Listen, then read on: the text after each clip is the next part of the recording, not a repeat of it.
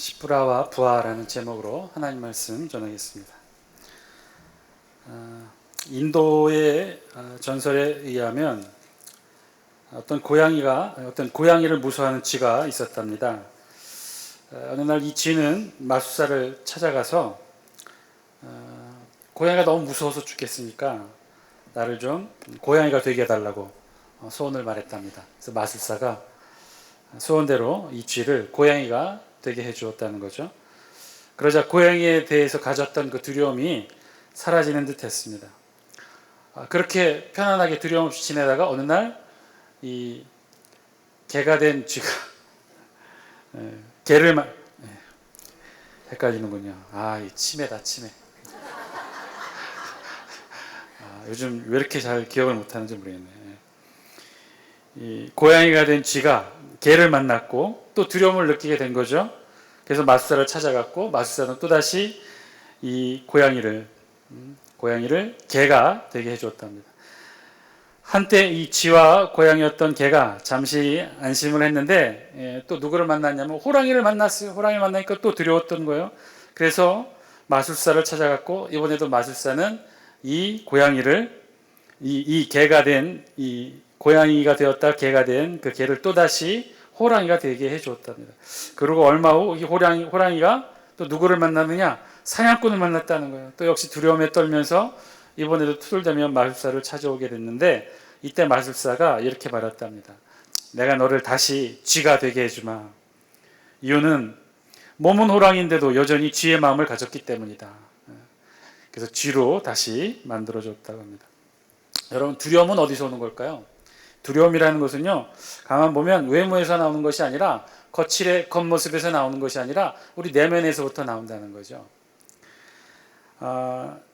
두려움이 없는 인물 가운데 이제 한 분을 좀 소개해 드리려고 하는데, 여러분 사진 한 장 보여주시겠어요? 이분이 누군지 아십니까? 지금 이 동상이 서울 종묘공원에 있는 동상이라고 하는데 바로 이분이 월남 이상제 선생님의 동상이라고 합니다.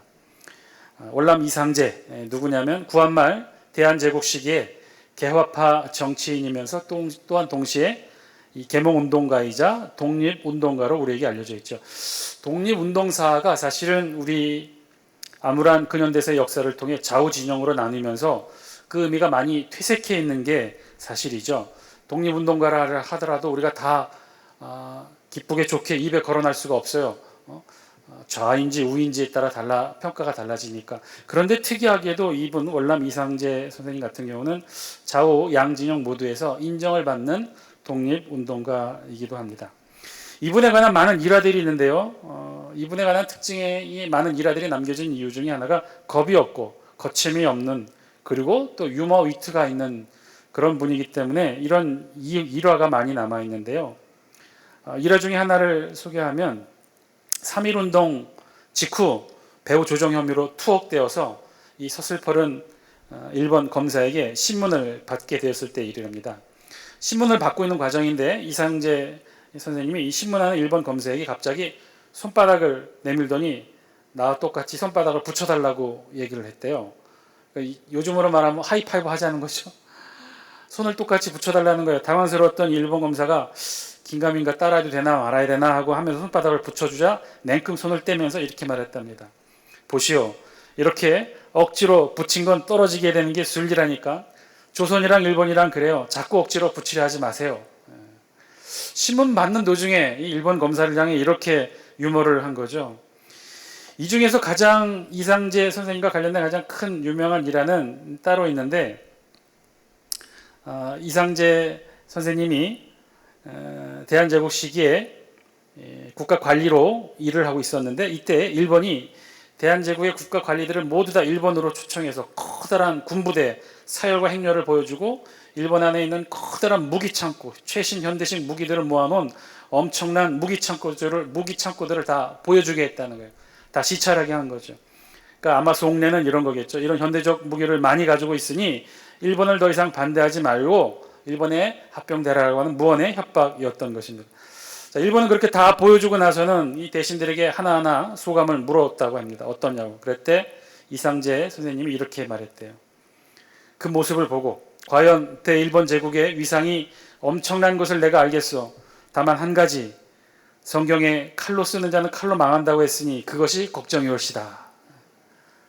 그걸 일본 군대가 있고 그 최신지 현대 무기를 다 앞세운 총칼을 차고 있는 일본 군인들 앞에서, 장군들 앞에서 이 이야기를 했다는 거예요. 대단히 두려움이 없는 분이죠. 질문이 생깁니다. 우리 마음 가운데 있는 이런 두려움을 누르고 용기 있는 모습으로 어떻게 그런 모습을 보일 수 있을까? 우리 안에 이 두려움들은 어떻게 누를 수 있으며 이 두려움을 누리고 어떻게 용기 있는 모습을 보이며 살아갈 수 있을까? 오늘 우리 본문에는요, 진짜 용기 있는 두 사람이 소개되고 있죠. 정말 용기 있는 사람이었어요. 서슬퍼런 애굽의 바로왕의 명령을 어기고 그 앞에서 여유롭고 재치 있는 유머와 위트로 두려움을 극복한 두 여인의 이야기가 오늘 우리 성경에 기록되어 있어요. 월남 이상재 선생님이 일제히 총칼 무력 앞에서 유머와 위트로 용기를 내었던 것처럼 오늘 본문의 두 여인도 바로 바로왕 앞에서 그러한 용기를 보여주게 됩니다. 오늘 말씀을 통해 참된 용기, 진정한 용기는 우리 인생과 삶 속에서 진정한 용기는 어디서 나오는 것인지 오늘 말씀을 통해 저와 여러분 함께 살펴보기를 원합니다. 사건의 기호는 이렇습니다. 우리 다 함께 1절과 2절 말씀 함께 읽겠습니다. 영상을 통해 있습니다. 시작. 15절 16절입니다. 시작. 애굽왕이 히브리 산파 시브라라 하는 사람과 부하라 하는 사람에게 말하여 16절 이르되 너희는 히브리 여인을 위하여 해산을 도울 때 그 자리를 살펴서 아들이거든 그를 죽이고 딸이거든 살려두라. 아멘. 애굽왕이 히브리 산파 두 사람을 불렀다는 거예요. 히브리 산파 두 사람을 불러서 이렇게 명령을 내렸다는 것이죠. 어떤 명령이냐? 히브리인들이 해산할 때, 이스라엘 백성들이 해산할 때 너희는 살펴서 아들이거든 죽이고 딸이거든 살려두라. 한마디로 히브리 산파들에게 유아 살해 명령을 내렸던 거죠. 사실은 이 애굽왕의 명령은요, 오늘 본문 그 위에 12절 이하에서 시작되는 학대를 받을수록 더욱 번성하여 퍼져나가는 이스라엘 자손을 향한 애굽왕의 이스라엘 말살 정책의 또한 일환이었던 것입니다.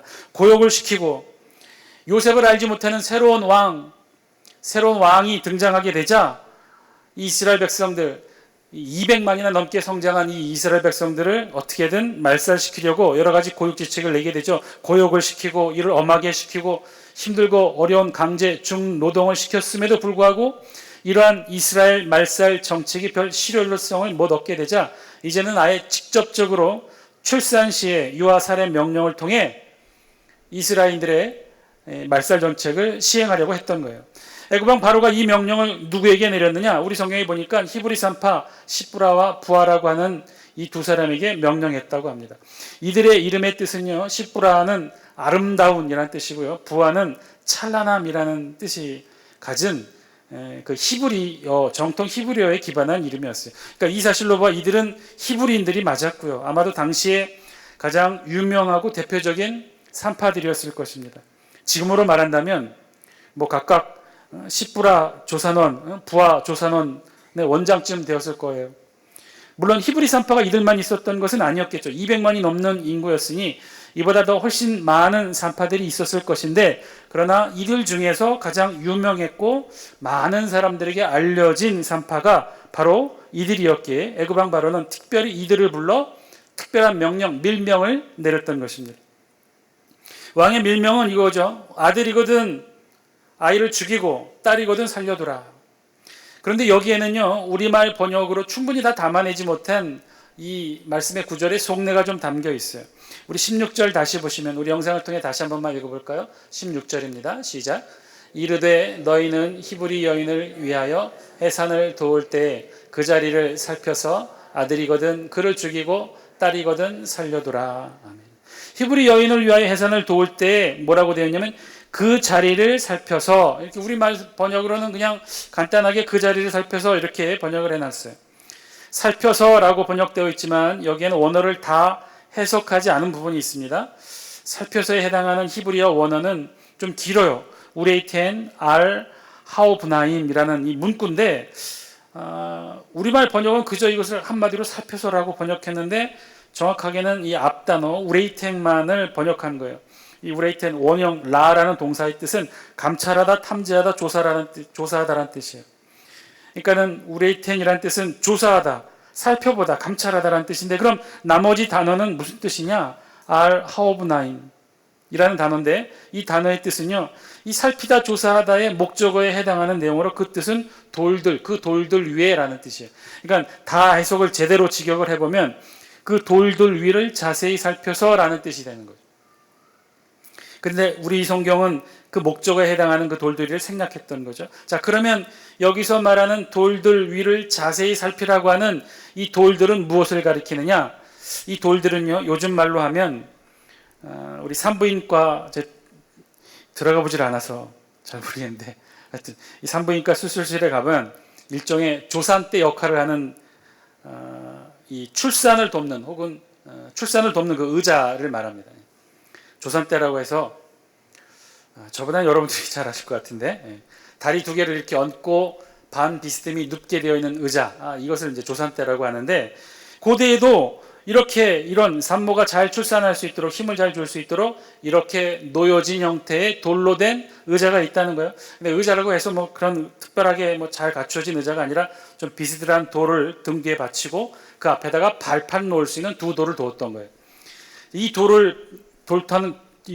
발판할 수 있는 돌들을 놓고 이 두 돌들 위에 발을 올려놓고 등을 기대서 아이를 잘 출산할 수 있게끔, 조산할 수 있게끔 헤어진 이 조산대 역할을 하는 돌 두 개, 이 돌들을 가리키는 거죠. 그래서 본문은 이 돌들을 잘 살피라는 거예요. 그러면 왜 이 돌들을 잘 살피라고 했던 것일까? 여러분, 산모가 출산하면 제일 먼저 신생아가 어디에 놓여지게 되나요? 이 돌들 위에 놓여지게 된다는 거예요. 산모가 아이를 출산하게 되면 바로 그 발판으로 여겨지고 있는 이 조산대 위에, 돌들 위에 이 신생아가 제일 먼저 놓여져서 이 아이가 남아인지 여아인지를 최초로 확인하는 장소가 바로 이 조산대 돌 위에서 이루어진다는 거죠. 그런 의미에서 오늘 우리 본문 다음 구절도 잘못 해석이 되어 있는데, 다음 구절이 뭐라고 되어 있죠? 그 다음 구절은 아들이거든 그를 죽이고 딸이거든 살려두라 라고 번역이 되어 있는데요, 아들이거든 죽이라 라고 번역을 하고 있는데, 여기 사용된 이 죽이라 라는 단어의 원어가 조금은 뉘앙스가 다르다는 거예요. 일반적으로 어떤 살해 의도를 가지고 죽이라고 명령하는 히브리어는 다른 단어가 있다는 거죠. 뭐 샤하트라든지 하라그라든지 다른 단어가 있다는 거예요. 적극적인 의지를 가지고 살해하거나 죽이는 동작을 나타내는 동사는 따로 있는데, 그 단어를 사용한 것이 아니라 오늘 본문의 우리말 번역이 죽이라라고 번역된 이 히브리어는 그런 의미가 아니라 정확한 원어의 뜻은 죽도록 하다, 죽임을 당하게 하다, 죽도록 내버려두다, 이런 의미라는 거예요. 아이고 목사님 그게 그거네요, 뭐 이렇게 생각하실 수도 있는데 미묘한 차이가 있죠. 어떤 차이인가요? 적극적인 살해 의지를 가지고 죽이라고 명령하는 단어가 아니라 그냥 죽도록 내버려두라는 거예요. 즉 이는 적극적인 살해의 의미가 아니라는 거죠. 예를 들면 이런 거예요. 신생아, 이제 막 산모의 뱃속에서 나온 그 아이, 그 생명을 조산대 돌 위에 최초로 내려놓게 되는데, 이때 어떻게 됩니까? 그냥 그대로 내버려둡니까? 내버려두면 어떻게 되죠? 아이가 바로 살아납니까? 그렇지가 않죠. 왜 그렇죠? 하도 오래돼서 기억이 잘 안 나시죠, 여러분? 우리 뱃속에 산모의 뱃속에 있을 때는 우리 태아들이 어떻게 호흡하죠? 양수에 다 갇혀 있는 상태에서 태아가 어떻게 호흡합니까? 정확하게는 아직까지도 밝혀지지 않은 신비 속에 있어요. 왜냐하면 입과 폐가 다 양수로 가득 차 있기 때문에 도대체 어디로 호흡할까? 지금까지 알려진 건 탯줄을 통한 혈액 호흡이래요. 혈액 호흡. 그러니까 뱃속에서는 이 태아가 이 폐로 기관지로 공기 호흡을 해요, 안 해요? 못하죠. 태아 뱃속에서 나온 그 순간부터 적절한 조치를 취해줘야만, 즉 거꾸로 들고 두들기고 뱃속에 가득 차 있었던 양수들을 다 토해내게 하고 응애하고 울음소리를 내게 해야 비로소 이 신생아 태아는 최초로 폐로 공기 중 호흡을 할 수 있게 된다는 거예요. 이런 적극적인 생명을 위한 조치를 하지 않으면 신생아는 죽게 된다는 것이죠. 오늘 본문은 그 명령을 내렸던 거예요. 바로왕이 어떤 명령을 내렸느냐면 이 히브리 산파들을 불러다가 이제 히브리인들이 출산하게 되면 그 신생아를 바로 그 자리에서 목 졸라 죽이라든가 혹은 목을 따서 죽이라거나 뭐 이런 적극적인 명령으로 죽이라고 명령한 것이 아니라 뭐요? 그냥 내버려두라. 살아날 수 있도록 적극적인 그런 생명 유지 장치 요청 그런 행위들을 하지 말고 그냥 내버려두라. 내버려두면 어떻게 됩니까? 저절로 죽어요. 폐에, 기도에 다 양수가 가득 차 있기 때문에 죽습니다. 살려내야 된대요. 내야 되는 거예요. 탯줄을 잘라주고 거꾸로 들고 폐와 입속에 담겨있는 기관지에 담겨있는 모든 양수를 빼주어야 이 신생아가 살 수 있어요. 자, 그러면 이게 무슨 차이가 있을까요? 어떤 차이가 있을까요? 차이가 있다는 거예요. 남아가 태어나면 적극적으로 목을 졸라 죽이든지 칼을 그어 죽이든지 그렇게 죽이라고 명령한 것이 아니라는 거예요. 그냥 아무런 조치를 취하지 않아서 자연스럽게 죽게 만들라고 했던 이유가 있어요. 그 첫 번째 이유는 그렇게 함으로써 어떻게 하라는 거예요? 이 산파들의 죄의식을 덜어주고자 했던 거죠. 두 번째 이유는 이러한 범죄를 지속적으로 자행하도록 만들려는 의도가 있었다는 거예요. 여러분 만약에 목 졸라 죽이고 적극적으로 죽이라고 한다면 이 히브리 산파가 그런 일들을 제대로 할 수 있겠습니까? 어디 두려워서? 그러니까 그렇지 않고 그냥 내버려 두는 거죠. 자연스럽게 내버려 두어서 죽게 하라 해서 산파들의 죄의식을 덜어주고 이러한 일들을 산파들을 통해 지속적으로 자행하고자 했던 이 바로 왕의 숨은 의도가 있었다는 거예요. 그리고 이렇게 적극적 범죄 의지를 가지지 않아도 행할 수 있는 명령이니까 나중에 명령을 따르지 않았을 때 바로 왕이 직접 불러다가 추궁할 수 있는 근거도 된다는 거죠. 아무런 도덕적 윤리적 죄의식을 느끼지 않은 채 바로 왕은 은밀히 히브리 산파를 불러서 그래서 이런 밀명을 내렸던 거예요. 그런데 결과는 어떻게 되나요? 아주 놀라운 결과가 일어났죠. 우리 17절 우리 영상을 통해 같이 한번 읽습니다. 시작. 그러나 산파들이 하나님을 두려워하여 애굽 왕의 명령을 어기고 남자 아기들을 살린지라. 아멘. 산파들이 어떻게 했다고요? 하나님을 두려워하여 애굽 왕의 명령을 어기고 남자 아기들을 살렸다고 했어요. 17절 말씀은요 3개의 문장으로 이루어져 있어요. 자세히 보시면 동사들만 한번 살펴보세요. 어떤 동사가 있어요? 첫 번째 두려워하다. 두 번째는 어떤 동사가 있어요? 어기다. 세 번째는 살리다.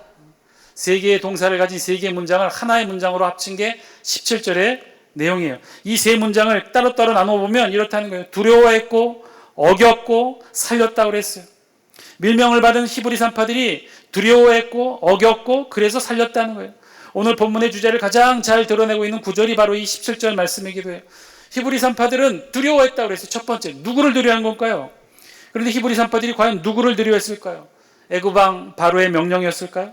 그것이 아니라는 거예요. 오늘 성경에 보니까 히브리 산파들이 두려워했던 것은요, 자신들에게 은밀히 밀명을 내렸던 서슬퍼런 바로 왕의 명령이 두려웠던 것이 아니라 누구를 두려워했다고 그랬어요? 하나님을 두려워했다고 그랬어요.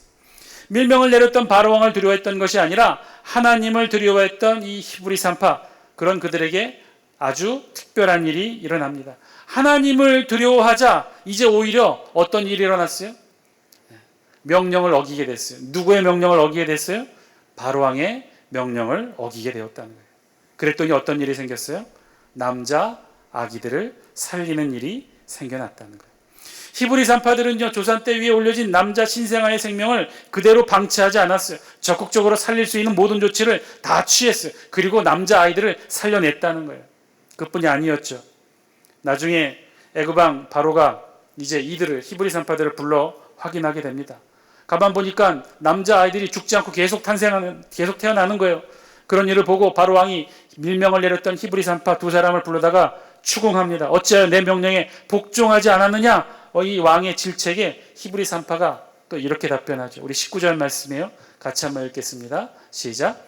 산파가 바로에게 대답하되 히브리 여인은 애굽 여인과 같지 아니하고 건쟁하여 산파가 그들에게 이르기 전에 해산하였더이다. 아멘. 여러분 읽고 나니까 어떤 느낌이 드셔요? 일종의 히브리 산파가 애굽 왕 바로 앞에서 할 수 있었던 조크죠. 유머예요, 유머. 우리가 이미 도착하기도 전에 히브리 산모는 너무나 건강해서 아이를 쑥쑥 낳아버렸습니다. 우리가 도착하기 전에 이미 해산을 다 마치게 되었어요. 그래서 어쩔 수 없었습니다. 이런 어처구니 없는 조크를 그대로 애굽 왕 바로 앞에서 행하게 됐던 거예요. 그런데요, 더 놀라운 사실은요, 이 어처구니 없는 이 히브리 산파의 이 변명 아닌 변명, 이 답변이 이 조크가 결국 통하게 되었다는 거예요. 왜요? 이 일로 인해 히브리 산파는 어떻게 됐어요? 우리 성경에 보니까 어떠한 처벌도 받지 않게 되었음을 우리 성경 20절이 이렇게 표현해요. 20절 말씀 우리 같이 한번 읽습니다. 시작. 하나님이 그 산파들에게 은혜를 베푸시니 그 백성은 번성하고 매우 강해지니라. 아멘. 하나님이 그 산파들에게 은혜를 베푸셨다고 그랬어요.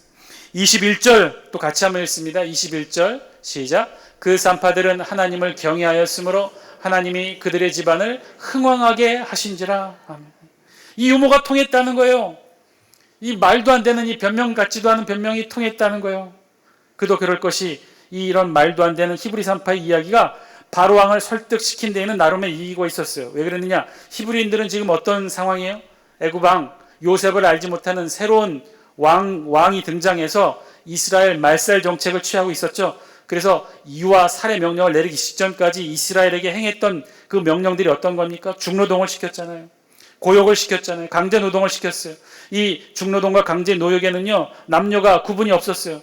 역시 이 노역에도 이 히브리 여인들도 이 중노동에 동원되어야 했고 항상 집 하나만 있었던 애굽 여인들과는 그래서 달랐던 것이죠. 이 사실을 이런 명령을 내렸던 애굽 왕 바로 누구보다도 자기 자신이 잘 알고 있었죠. 이렇게 중노동에 시달리고 이렇게 이 노동을 잘했던 이 히브리 여인들이 힘이 있었다는 거예요. 건강했다는 거예요. 그래서 말도 안 되는 히브리 산파의 이야기를 이 바로 왕도 믿게 되었다는 거죠. 바로 왕도 더 이상 히브리 산파들을 다른 책망을 할 수 없었다는 거예요. 자, 그러면 처음 질문으로 돌아갑니다. 자, 어떻게 이 히브리 산파들은 이런 용기를 낼 수 있었을까요? 아니, 좀 더 근본적으로 이들은 왜 바로 왕의 명령을 따르지 않은 걸까요? 왜 이들은 히브리 산파들은 바로 왕의 명령을 따르지 않고 어떻게 이런 일들을 용기 내어 이런 일들을 할 수 있었을까요? 이들이 민족애가 탁월해서 누구보다도 이스라엘 민족, 히브리 민족을 사랑해서 애국심, 동족을 사랑하는 마음 이런 것들 때문이었을까요? 물론 그런 것도 있을 수 있었겠죠. 그러나 그랬다면 우리 성경의 구절이 조금 바뀌었겠죠. 우리 성경이 이렇게 기록하지 않았을 거예요. 17절 아마 17절 이렇게 기록했겠죠. 그러나 산파들이 동족 히브리 민족을 너무너무나 사랑하여 애굽 왕의 명령을 어기고 남자 아기들을 살린지라. 그런데 우리 성경은 그렇게 기록하지 않았습니다. 히브리 산파들이 자신의 동족을 사랑했는지는 모르겠지만 그 이유만으로 서슬퍼런 바로 왕의 명령을 어기지는 않았다는 거예요. 오늘 본문에 의하면 히브리 산파가 바로 왕 애굽 왕 바로의 명령을 어겼던 이유는요. 그들이 그렇게 용기를 내었던 이유는 따로 있었다는 거예요. 그것은 뭐예요? 그들이 누구를 두려워했다는 거예요? 애굽 왕 바로가 아닌 하나님을 두려워했기 때문에. 하나님을 두려워하니까 그 다음에 일어난 일이 어떤 일이에요? 애굽 왕 바로의 명령이 전혀 두렵지 않았던 거예요. 애굽 왕 바로의 명령을 어길 수 있었던 거예요. 그런 용기를 낼 수 있었던 거예요. 그러니 왕 앞에서 두렵고 떨리는 서슬퍼런 그런 바로 왕 앞에서조차 이런 조크를 하고 남자 아이들의 생명을 살릴 수 있었던 거죠. 하나님을 두려워했어요. 히브리 산파들은 하나님을 두려워해서 이 놀라운 일들을 이뤄내었어요. 애굽 왕 바로 왕의 명령을 거역하고 그리고 남자 아이들의 생명을 살릴 수 있었던 거예요. 자, 그렇다면 진짜 질문이 생깁니다. 히브리 산파들은 왜 이렇게 하나님을 두려워할 수 있었을까요? 아니, 하나님을 두려워한다는 것이 어떤 것일까요?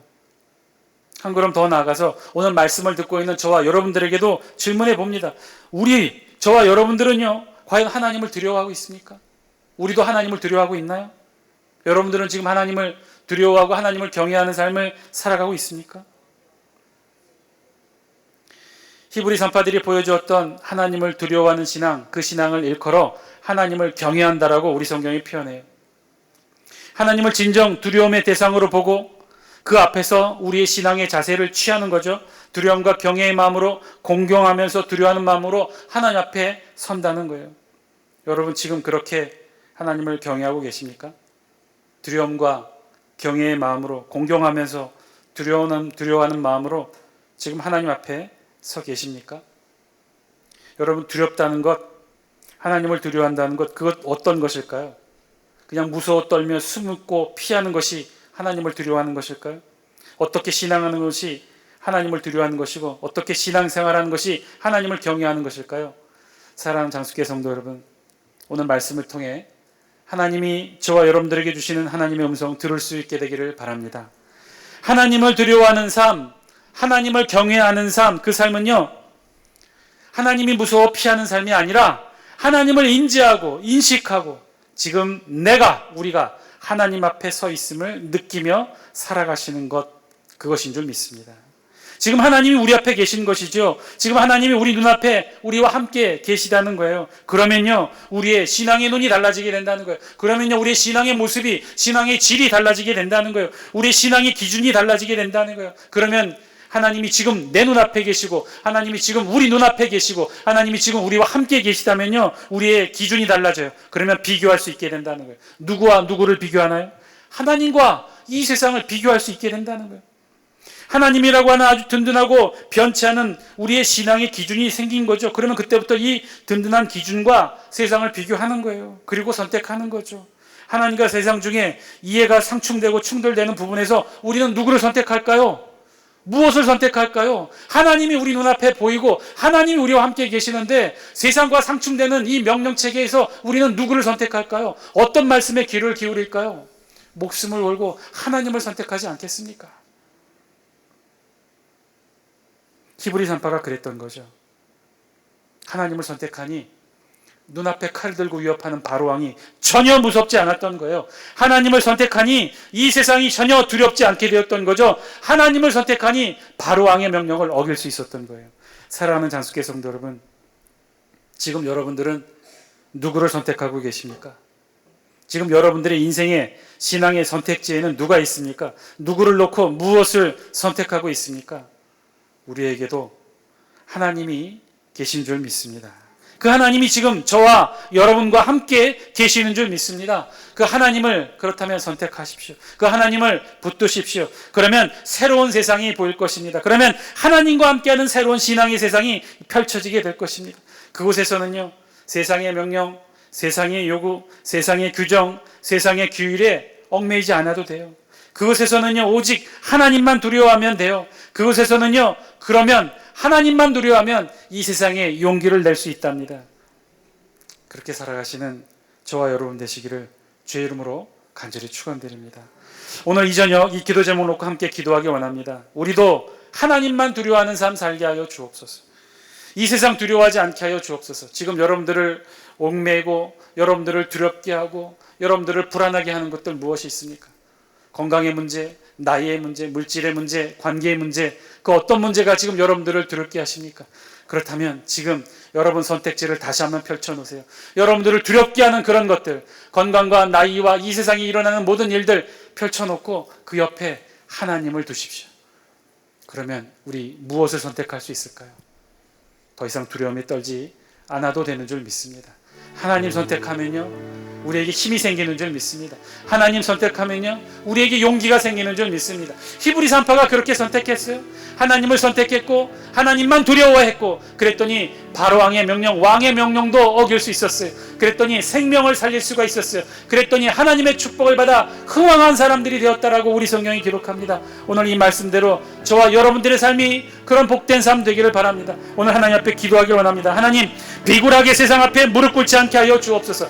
비굴하게 세상 앞에 고개 숙이지 않게 하여 주옵소서. 다른 사람의 체면, 다른 사람이 해왔던 문화와 전통, 그런 것들에 아버지 하나님 더 이상 눈치 보지 않게 하여 주시고, 그런 것들에게 무릎 꿇지 않게 하여 주옵소서. 사소한 것들이라 하더라도, 가장 작고 사소한 것들이라도 아버지 하나님, 하나님과 비교하여 하나님만을 두려워하고 하나님만을 선택할 수 있는 신앙의 결단이 우리의 삶 가운데도 있게 하여 주옵소서. 우리의 가정 가운데도 있게 하여 주옵소서. 우리의 일터 가운데도 있게 하여 주옵시고, 우리 장수교회 가운데도 있게 하여 주옵소서. 오직 하나님만 선택하고 하나님만 두려워하고 하나님만 경외하는 그 신앙의 삶, 우리 생명의 호흡이 닿는 그 순간까지 지켜내게 하여 주옵소서. 다 함께 이 기도 제목 놓고 통성으로 기도합니다. 기도하시겠습니다.